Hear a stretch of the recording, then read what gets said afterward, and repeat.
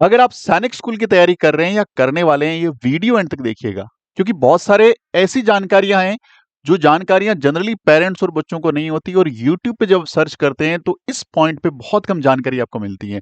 इस वीडियो में मैं ऐसे पॉइंट्स बात करने वाला हूं जो आपके लिए बहुत जरूरी है। एज ए स्टूडेंट और एज ए पेरेंट्स इन सारे की पॉइंट को जानिएगा और इनको नोट डाउन करके रखिएगा, या फिर इनको वीडियो को सेव करके रखिएगा फर्दर डिटेलिंग के लिए। चलिए बात करेंगे किन किन चीजों की जानकारी हमें जरूरी है सैनिक स्कूल के एग्जाम के लिए। देखिए, सबसे पहले मैं बात करूंगा पोस्ट एग्जाम। एग्जाम के बाद किन किन चीजों का ध्यान में रखना होता है, इसमें बहुत कुछ ऐसा लिखा हुआ है जो एग्जाम से पहले हमें पता होना जरूरी है। पहली चीज बोल रहे हैं कि आपको जो ओएमआर सीट है उसको डिस्प्ले करेंगे वेबसाइट पे। यानी बच्चों के लिए सबसे अच्छी बात, पेरेंट्स के लिए सबसे अच्छी बात कि आपका बच्चा तैयारी कर रहा है, तो जिस दिन रिजल्ट आएगा उससे फाइनल रिजल्ट से पहले आपके बच्चे की ओएमआर सीट आपको वेबसाइट पे मिल जाएगी। वहां से उस ओएमआर सीट को डाउनलोड कर सकते हो, देख सकते हो कि आपके बच्चे ने बोला कि मेरे 300 में से 250 नंबर बन रहे हैं, और वहां पे आप काउंट करके चेक कर सकते हो कि भाई यहाँ कितने सही हैं कितने गलत हैं। और आप अपने बच्चे की ओरिजिनल ओएमआर शीट में दिख जाएगा कि वो बबल्स को सही से भर रहा है या नहीं भर रहा है, और हर चीज परफेक्ट है या नहीं है, रोल नंबर सही से भरा है नहीं भरा हुआ है, नाम सही से भरा है नहीं भरा हुआ है। और यदि कोई ओएमआर शीट रिजेक्ट होती है तो उनका बेस क्या है वो भी वहां पे मेंशन रहेगा। तो ये सबसे अच्छी चीज है, और एक ही ऐसा एग्जाम है जहाँ पे आपको ओएमआर शीट दिखती है। चाहे आरएमएस में नहीं, ऐसा नहीं दिखता, नवोदय में ऐसा नहीं होता, आरएमसी में तो डेफिनेटली ओएमआर शीट का काम ही नहीं है। एक इंपॉर्टेंट चीज इसके बाद क्या आती है सर, कि डिस्प्ले ऑफ आंसर की। आपको पहले आंसर की डिस्प्ले करी जाएगी, फिर आपसे आपके अकॉर्डिंग किसी बच्चे को लगता है कि ये जो पर्टिकुलर आंसर की है इसके अंदर यहां पे एरर है, तो वो अपना एरर रिकॉर्ड करा सकता है। फिर उसको सैनिक सोसाइटी देखती है, और यदि वो एरर रियली में उनके एंड से हुआ है तो उसको करेक्ट भी करती है। यानी आपसे करेक्शन के लिए भी वो मांगते हैं कि हाँ हमें बताइए कि कहां पे गलती हो रही है। तो कंप्लीट आंसर की ये सैनिक स्कूल सोसाइटी आपको डिक्लेयर करती है। जितने भी सेट होंगे ABCDE, उन सारों के आंसर की आएगी, और उनके अंदर आपसे करेक्शन के लिए भी मांगा जाएगा। क्योंकि बहुत बार ऐसा होता है एग्जाम में एक दो क्वेश्चन गलती से प्रिंट हो जाते हैं, ऑप्शन गलत आ जाते हैं, या फिर आंसर क्वेश्चन का स्टेटमेंट गलत रहता है, ऑप्शन मैच नहीं करते, या डबल ऑप्शन हो गए, या सारे ऑप्शन सही हैं, या कोई भी ऑप्शन सही नहीं है, या ज्यादा ऑप्शन सारे ऑप्शन गलत हैं। तो इस तरह के कई सारे केस हो सकते हैं। तो उस सिचुएशन में आपसे ये मांगेगा कि हाँ भाई आप बताओ कि कौन कौन से यहाँ पे ऑप्शंस हैं, या कौन कौन से जो आंसर हैं वो गलत है, और उनको सही कैसे कर सकते हैं। अब इंपॉर्टेंट चीज, प्रोसीजर ऑफ डिक्लेयर, रिजल्ट कब डिक्लेयर होगा? रिजल्ट इसकी वेबसाइट पर डिक्लेयर हो जाएगा लगभग 6 वीक के बाद। ये याद रखिए, इंपॉर्टेंट चीज है। जिस दिन भी पेपर होता है उसका 6 वीक, 6 वीक का मतलब हो गया लगभग आपके 1.5 महीना, यानी 1.5 मंथ हो गया। ठीक है, अब इंपॉर्टेंट चीज जो आपको जाननी बहुत जरूरी है। पहले नंबर 1 पे सब बच्चों को पता होगा कि नेगेटिव मार्किंग नहीं होती, नेगेटिव मार्किंग नहीं होती। अब यहां से जो जानने वाली बातें हैं ना वो बहुत कम पता है बच्चों को। देखिए, कोई क्वेश्चन लिखा हुआ है, ये मान लीजिए क्वेश्चन लिखा हुआ है, इसके नीचे 4 ऑप्शंस हैं, इसके नीचे मान लीजिए 4 ऑप्शंस हैं, और आपको लगता है कि क्वेश्चन करने में कहीं ना कहीं गलत है, तो उस क्वेश्चन को अटेंड करना बहुत जरूरी है। आपको चाहे जो भी है, आपको लग रहा है क्वेश्चन गलत है, मिस प्रिंट है, तो आप ABCD में से कुछ भी वहां पे क्लिक कर दीजिए। कुछ ना कुछ ऑप्शन जरूर रखिए, आप उसको खाली मत छोड़िए। खाली छोड़ने का नुकसान क्या है, देखिए क्या लिखा हुआ है कि यदि आप एग्जामिनेशन में on the examination of the representations by the subject experts, if the found that one more than one option are correct, यदि एक से ज्यादा ऑप्शन करेक्ट हैं, then marks will be awarded to all those candidates who have attempted any one of the correct options। यदि आप लोगों ने, आपको लग रहा है कि एक से ज्यादा आंसर सही है, मान लीजिए आपको लग रहा है कि A भी सही है और B भी सही है, यदि किसी ने A किया है या किसी ने B किया है, लेकिन जिसने किया है और इन दोनों में से किसी एक को किया है, तो उसको ये आंसर मिलेगा। यदि किसी ने ये सोच के छोड़ दिया कि भाई ये तो 2 ऑप्शन वाला गलत होगा और सबको नंबर मिलेंगे, तो ये कंफ्यूजन करेक्ट कर लो कि सबको नंबर नहीं मिलेंगे।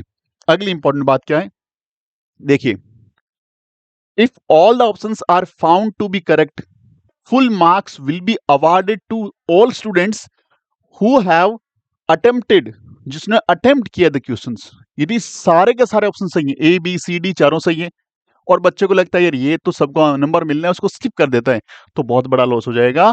आपने यदि क्वेश्चन अटेंड किया है तो ही आपको आंसर मिलेगा, और अटेंड नहीं किया तो आपको नंबर नहीं मिलेगा। अगली इंपॉर्टेंट चीज, if none of the options are correct और question is found to be wrong, यदि क्वेश्चन ही गलत है या सारे ऑप्शन ही गलत है, तो फिर सारे बच्चों को मार्क्स दिए जाएंगे जो भी उस एग्जाम में अपीयर हुए हैं। देखिए लिखा हुआ है, all the students who appeared in the examination would be awarded full marks. तो ये कंडीशंस, बहुत सारी बातें ऐसी होती हैं जो पेरेंट्स और बच्चों को पता नहीं होती। एक क्वेश्चन गलत होने का मतलब, यदि किसी का मैथ्स का एक क्वेश्चन गलत हो गया क्लास 6 के लिए तो 3 नंबर गए, 9th में गलत हो गया तो कितने नंबर गए, 4 नंबर गए। तो बहुत इंपॉर्टेंट चीजों में ध्यान रखनी है। अब सर क्वालिफिकेशन क्राइटेरिया सबको पता होगा कि आपको SC ST को छोड़ करके, मैं पुराने वाली सैनिक स्कूल्स की बात कर रहा हूं, SC ST कैटेगरी के ऊपर ये क्राइटेरिया नहीं लगता और बाकी सारी कैटेगरी पे हर सब्जेक्ट में 25% मार्क्स और एग्रीगेट 40% मार्क्स, 40% मार्क्स लाना जरूरी है। किसके लिए? क्वालिफाई होने के लिए। और न्यू सैनिक स्कूल के लिए सारी कैटेगरीज के लिए 25% ईच सब्जेक्ट और एग्रीगेट कितना, 40%। ये क्वालिफाइंग क्राइटेरिया है, बट इस क्राइटेरिया से मेरिट बहुत हाई रहती है, आपको सबको पता है अच्छे ढंग से। डिक्लेरेशन ऑफ रिजल्ट, ये रिजल्ट डिक्लेयर हो जाएगा, आपको पता ही है, कोई दिक्कत नहीं है। और मेरिट के बारे में भी, अब जैसे रिजल्ट डिक्लेयर होगा, डिक्लेयर होने के बाद आपको, अभी तो एक स्कूल भरवाइए जब आपका एप्लीकेशन फॉर्म भराए, जब रिजल्ट आ जाएगा तो आपको एक काउंसलिंग के लिए बुलाया जाएगा, एक नई वेबसाइट के नए पेज पे, जो वेबसाइट का लिंक यहाँ पे आपको मिल जाएगा। फिर पहले मेरिट आएगी, वो आपकी सबसे पहले जो मेरिट आएगी स्कूल वाइज आएगी, कैटेगरी वाइज आएगी, और वो 40% रूट वाइज आएगी, 60% रूट वाइज आएगी। यदि आपको कहीं भी कंफ्यूजन है कि 40% रूट क्या है, 60% रूट क्या है, होम स्टेट क्या है, अदर स्टेट क्या है, तो रिजर्वेशन का वीडियो मैंने बना रखा है, आई बटन में डाल दूंगा, रिजर्वेशन का वीडियो जाके देखिए। एक मैंने 40% 60% रूट का वीडियो डाल रखा है, उसको जाइए, उसको देखिए कि क्या होता है ये। यानी सैनिक स्कूल की पूरी जो जर्नी है उसका हर एक पॉइंट का वीडियो बना के मैं धीरे धीरे उसमें डाल रहा हूँ। बहुत सारे वीडियो पहले पोस्ट कर चुका हूँ, आप उनको पूरा स्टडी करिए, तो फिर उसके बाद ये वीडियो भी बहुत अच्छे से आपको समझ में आ जाएगा।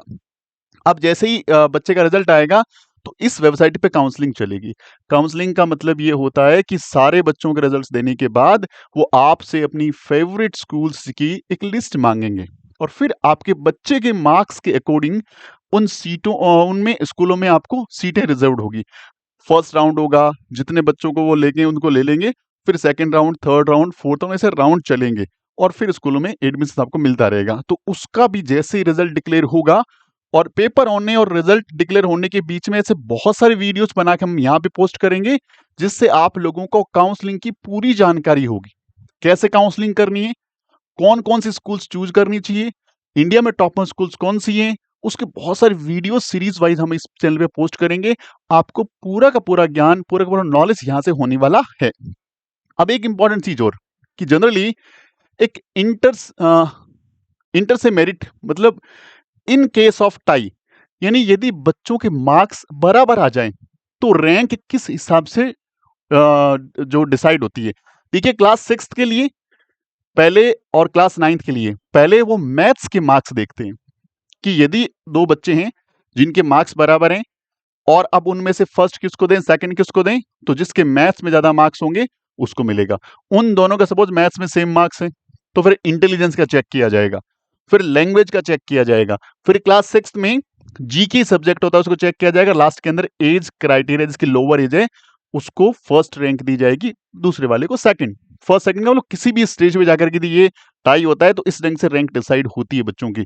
9th क्लास के लिए क्या होता है, मैथ्स होगा, इंटेलिजेंस, इंग्लिश होगा, फिर जनरल साइंस, फिर एसएसटी और फिर लोअर एज। तो ये क्राइटेरिया है, इसीलिए मैं हर वीडियो के दौरान बोलता हूं मैथ्स को स्ट्रॉन्ग करो। एक तो उसमें स्कोर करना बहुत अच्छा है, दूसरा यदि किसी के साथ आपका रैंक टाई होता है, यदि आपको लग रहा है कि आपको ऑल ओवर इंडिया में टॉप 10 में आना चाहिए, तो पता लगे 11 आगे, सिर्फ मैथ्स में एक क्वेश्चन गलत होने की वजह से दूसरे वाले का मैथ्स का क्वेश्चन सही था, बाकी आप और उस बच्चे के दोनों नंबर बराबर थे, फिर भी वो बच्चा आगे चला गया, क्योंकि मैथ्स एंड रीजनिंग के पहले ये नंबर चेक करते हैं, उसके बेस पे जो टाई हो तो कंडीशन है उसको देखते हैं। तो इस तरह की बहुत सारी चीजें, रीचेक पॉसिबल नहीं है, याद रखना, रीचेक नहीं होता इसके अंदर। तो इस तरह की चीजें जो आप लोगों को जाननी जरूरी थी। तो अल्टीमेटली इस वीडियो का उद्देश्य था कि आप लोगों को हर एक वो चीज पता हो कि कैसे हमारे रिजल्ट प्रोसेस रहेगा, रिजल्ट आने के बाद किन किन बातों का ध्यान रखना है, और हम लोगों को ऑप्शन चूज करते हुए बहुत सारी बार कुछ क्वेश्चंस बच्चे छोड़ देते हैं, किसी भी क्वेश्चन को छोड़ना नहीं है, अटेंड करना जरूरी है। चाहे आपको लग रहा है वो क्वेश्चन गलत है, चाहे वो आपको पूरा क्वेश्चन गलत लगता है, 2 ऑप्शन सही लगते हैं या आपको सारे ऑप्शन सही लगते हैं, बट अटेंड करना ज़रूरी है। अटेंड नहीं करोगे तो मार्क्स नहीं मिलेंगे और यदि आपका टाई हो जाता है तो किन-किन बातों पे बेस के ऊपर रैंक डिसाइड होती है। उम्मीद करता हूँ ये वीडियो आप लोगों के लिए फ्रूटफुल रहा होगा। वीडियो अच्छा लगता है तो लाइक करिएगा, शेयर करिएगा और इसी तरह के बेहतरीन वीडियो देखने के लिए हमारे साथ बने रहिएगा। Thank you very much. जय हिंद।